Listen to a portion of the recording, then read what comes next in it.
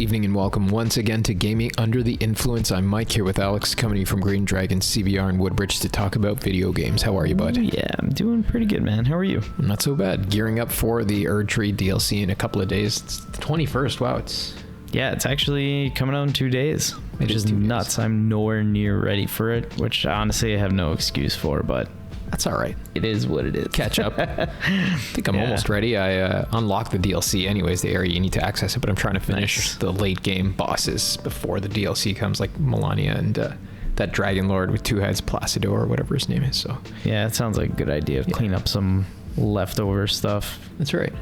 I'm excited to see how this strange new progression structure works, and we'll be back next week to talk a lot about Shadow of the Erdtree. Oh, I'm sure, yes. Yeah, preceding that, in the wake of some discussion we've noticed online, contending whether or not games like Stellar Blade and Lies of P, even Elden Ring itself, qualify as Souls-like games for various reasons.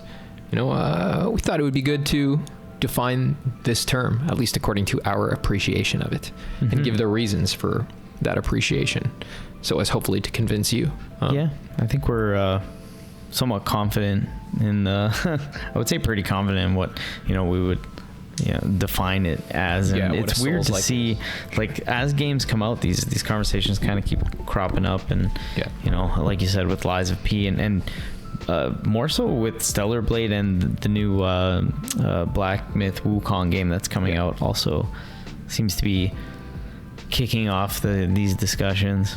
I think it is. That's a really good list actually of the recent games and the upcoming ones that make the conversation relevant today.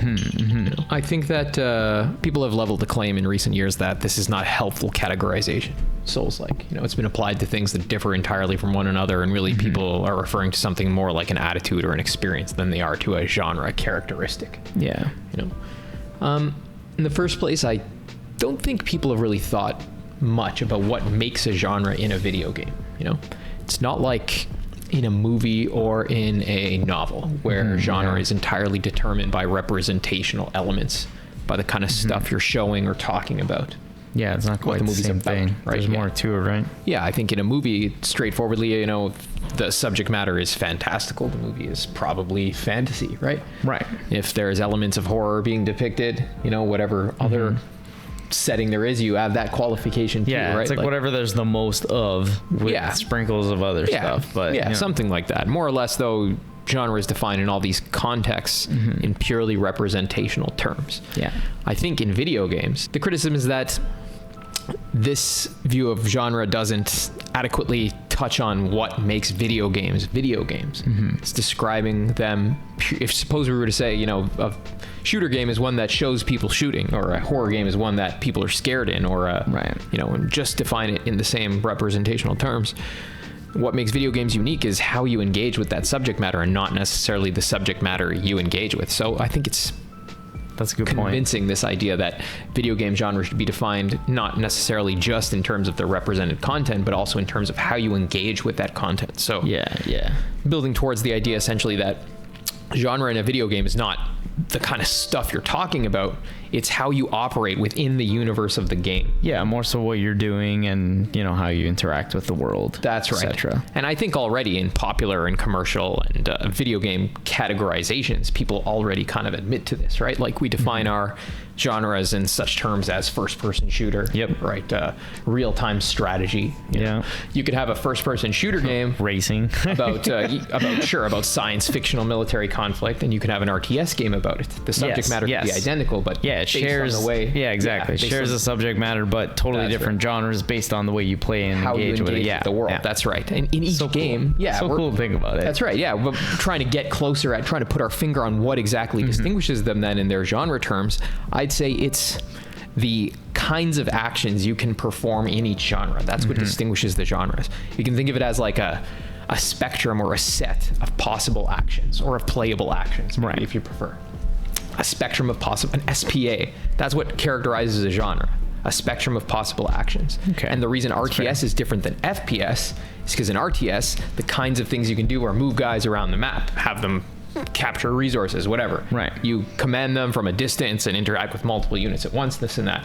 The kinds of things you're doing in the world, the sort of causality you're exercising and the characters you control, it's totally different, right? Yeah, Whereas very broad. Yeah. In an FPS, it's focused in on one person, one guy. The kinds of actions you perform. I'm not talking about your finger pressing buttons. Somebody's no doubt in the comments going to say, "Buddy, you're pressing X in the both same cases." buttons." Yeah. No, I mean the kinds of actions your virtual character is performing in the virtual world, which your button presses correspond to. Yeah. The virtual actions that you perform in the world in each genre differ, and that's what makes FPSs what they are and RTS is what they are. Yeah. You know, very fair.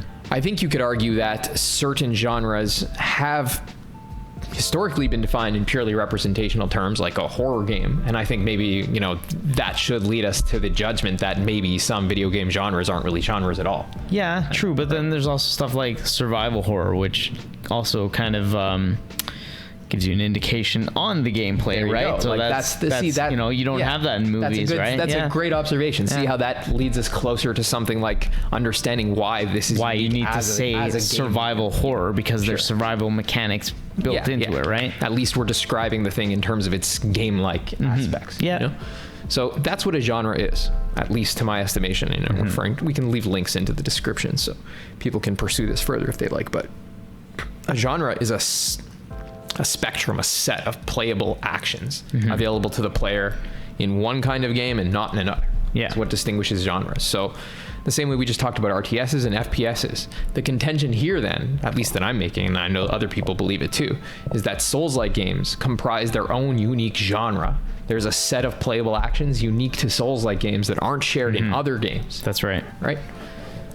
And when people say things like, well, it's not a helpful categorization because it's used to describe things as different as Hollow Knight and this or that, and Hollow Knight as platforming, this doesn't have a... Yeah, and that's because there's a difference between an essence and a property or an accident, right? Like, of course, things in the same genre can have different characteristics in many different ways. The point is not that they're the same utterly, or that they have to replicate one another's structure in each instance. It's rather that across all their differences, their core gameplay mechanics, the way the player engages with the world in all of them, is the same. You know? That's right. And if we were to define the playable actions that define the Souls-like genre, I think in the first place, we've talked about this a little bit before, but to revisit it, there's frame-based action combat. And what this means is that there's a button press corresponding to each swing of the sword on the character's part. That's right. And whether you do or receive damage is based on whether the swinging sword actually connects with the model of the other character, right? Yeah, there's you know, obviously a lot to it, but essentially, like you said, almost a one-to-one action. You press a button, you swing a sword. Very large hit boxes. I can't tell you how many times you land an attack and an enemy hits an attack on you, like it's physics based in any case. Like the simulation is extended to the physical bodies in space. You know, you take damage when the enemy's weapon hits you and vice versa, right? Not incidentally by just walking into the enemy. It's literally their swings of weapons when they're attacking you that damage you. So that's what we mean by frame-based action combat. And this distinguishes Souls-like games, I think, from, you know, the first thing that comes to my mind is character action game. Yeah, but kind of the other end of it, the opposite, I would say. That's right. I think here in a character action game, the camera swings out.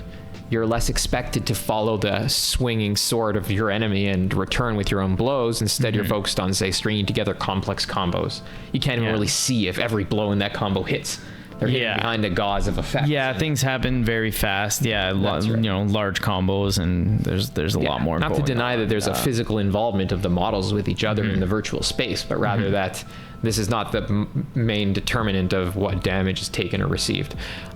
So the frame-based action combat in the first place. Oh, and of course, you know, the total opposite of frame-based action combat is not the character action, it's the JRPG, right? Yeah, where you give commands from that's the way opposite end of that's thing. right. Yes, you can see how there's kind of like a spectrum here of how the player engages with the world. In the Souls-like game, like, you know, it's supposed to be like a perfect, very literal, perfect literal simulation of you know, your input perfectly corresponds to the character's action in the world. And I think as you move to character action, it gets less literal. When you move towards RTS and JRPG, it gets less literal. Even less. Yeah, exactly. That's right. So that's how you distinguish frame-based action combat from other kinds of combat or other ways of interacting with the world. But there's also a couple of other elements to Souls-likes, and I think that the frame-based action combat is the most important, but these other elements are what make, a pure Souls-like, as we've called it in the past, something different than a Souls-light, or a Souls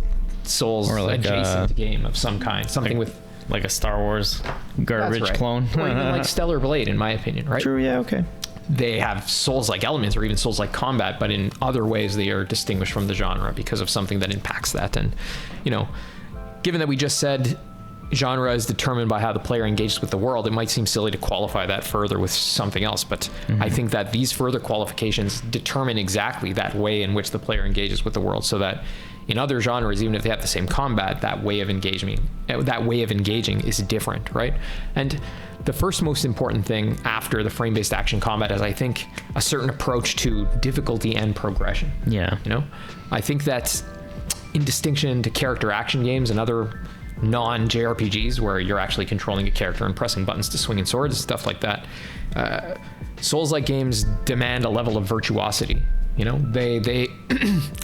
They're difficult. They exhibit on your part, they demand virtuosity, and on part of the game, there's a sort of hardness to the thing. Not like in the sense of like, oh, it's a difficult game. I mean, like like the same way you knock on a door and it resists your fingers. It's not like jumping into a pool where the water gives way beneath you and doesn't resist you at all, right? The Souls-like game is like running into a wall. Yeah, it exhibits the hardness of the real, right? It's as though the things depicted in the virtual space have their own intrinsic. It definitely feels impenetrable at some times. That's a really good way. I read this characterization of virtual spaces. This guy saying, no, they don't have the hardness of the real. That's what distinguishes them from. But that's what I think is unique about video games in general, but especially about Souls-like games. Yeah. They do, in fact, exhibit this hardness. They're not just like cardboard cutouts.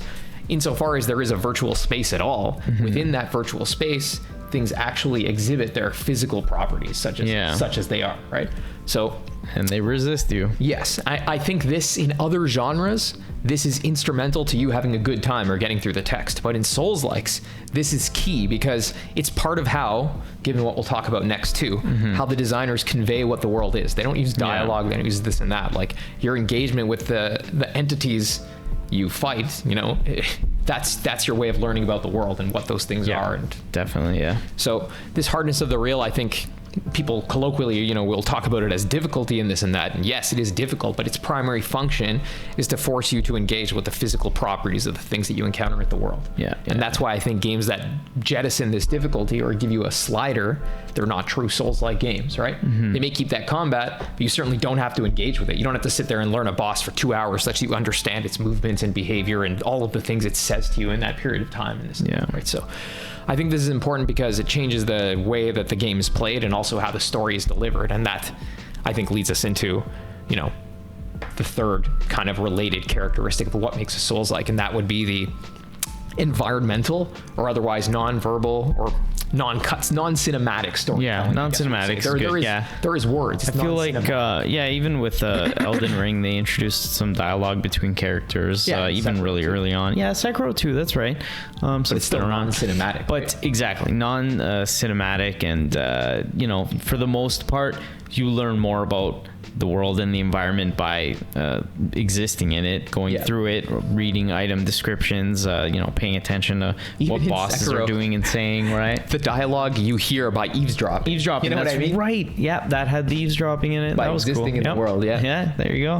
I think that this is kind of related to what we were just saying. The reason the difficulty is important is because Souls-like games tell their story using the world and your place in it and your causal engagement with it. So if you deny that it needs to have that difficulty, what you're saying is the way that you engage with the world has changed too. And instead of having a non-cinematic game where you have to sit there and learn the mechanics in order to understand the world, you just have a game you're blasting through with no story that you don't learn anything from because you're not paying attention to it, right? Yeah. You simply don't have to, Exactly. Learning patterns, I'm positing in a Souls-like game, these last two ideas are related here.